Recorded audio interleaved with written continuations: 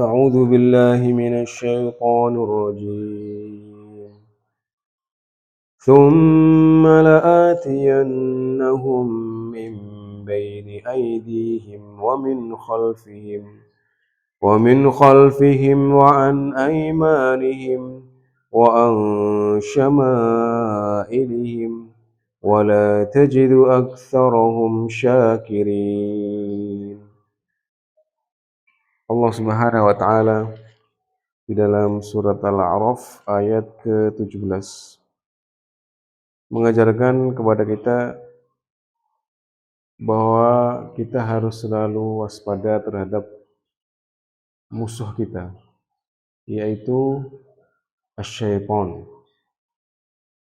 Allah Subhanahu wa taala mengajarkan kepada kita bagaimana setan ini menyesatkan manusia dan taktik yang mereka gunakan agar bisa membuat manusia itu lengah, sedikit demi sedikit kemudian terjerumus di dalam perbuatan kemaksiatan.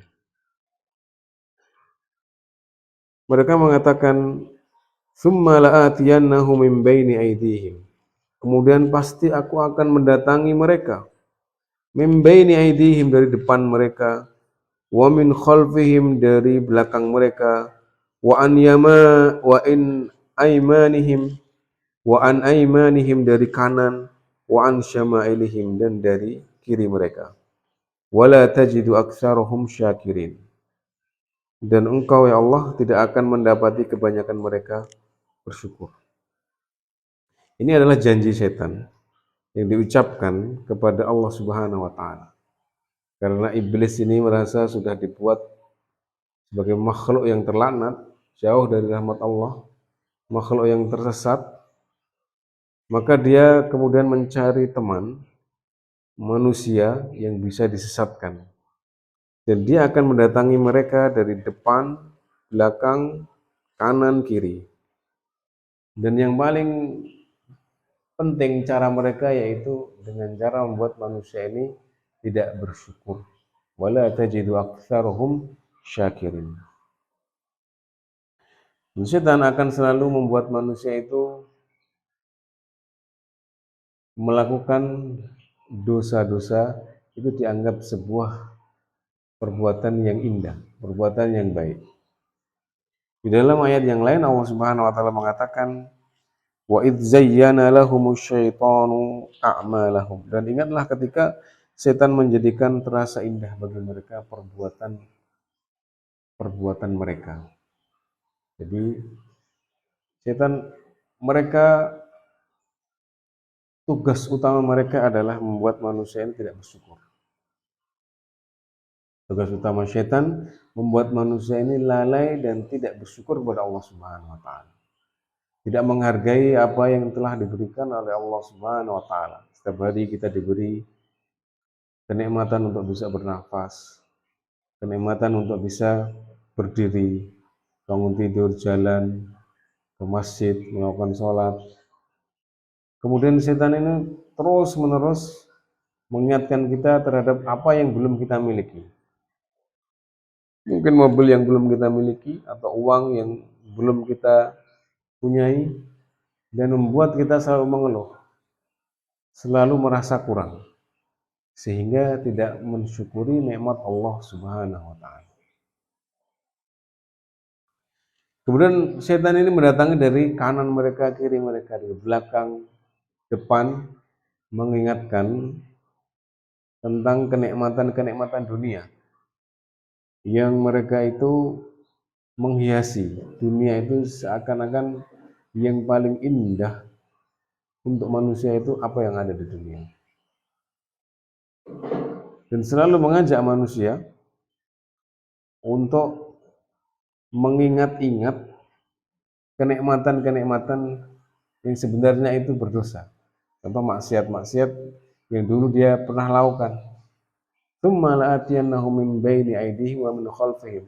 Dari depan, dari belakang. Dari belakang, setan menarik kita dengan mengingatkan kenangan-kenangan dahulu, dosa-dosa yang dahulu yang pernah kita nikmati, ditarik kembali ke masa lalu kita. Jadi ada orang yang sudah hijrah, kemudian ditarik-tarik setan dari belakang untuk mengingat masa lalunya. Bagaimana dia mendapatkan uang yang banyak, bagaimana dia bersenang-senang dengan harta yang haram, bagaimana dia menghabiskan uangnya dalam memenuhi keinginan syahwatnya. Ada juga cara setan menggoda manusia dari depan, yaitu dengan cara mereka menghalangi kita dari tujuan utama kita. Kita berjalan ke depan, melihat Shiratal Mustaqim, berjalan lurus menghadap Allah Subhanahu wa taala. Tujuan utama kita adalah mendapatkan jannah. Tujuan utama kita adalah mendapatkan ridho dari Allah Subhanahu wa taala.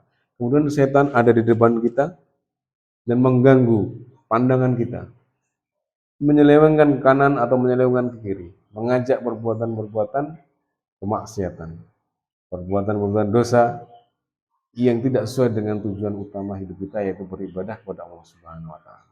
Ini adalah pekerjaan utama setan yang setiap hari kita digoda oleh setan untuk melakukan perbuatan-perbuatan dari kanan kiri, depan belakang. Setan selalu berusaha untuk melalaikan kita, membuat kita lupa bahwa Allah Subhanahu wa taala memberikan kita banyak sekali kenikmatan.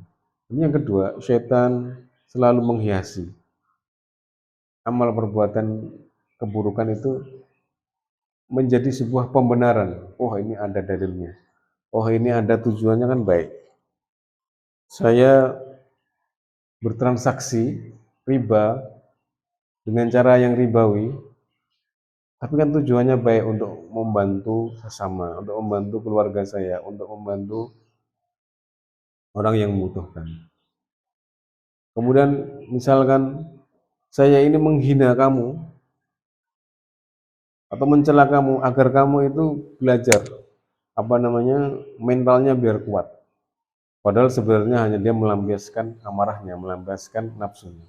Tapi bagaimana setan mengajak manusia itu untuk menghiasi amal perbuatannya supaya tampak baik, supaya tampak indah. Jadi kita harus berhati-hati terhadap godaan setan. Yang pertama, dia akan selalu membuat kita lupa terhadap nikmat kita, nikmat yang diberikan oleh Allah kepada kita. Dan yang kedua adalah membuat kita merasa bahwa amal perbuatan kita ini, yang kita lakukan, perbuatan buruk kita ini dihiasi. Wa zayyana lahumus syaitan.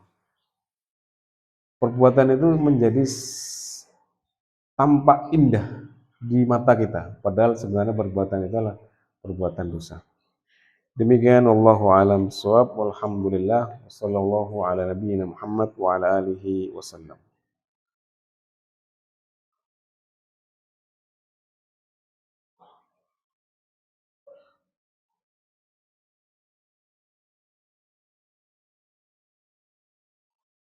If I promise God, I will guarantee you, you will most of them, you will find that they're not grateful.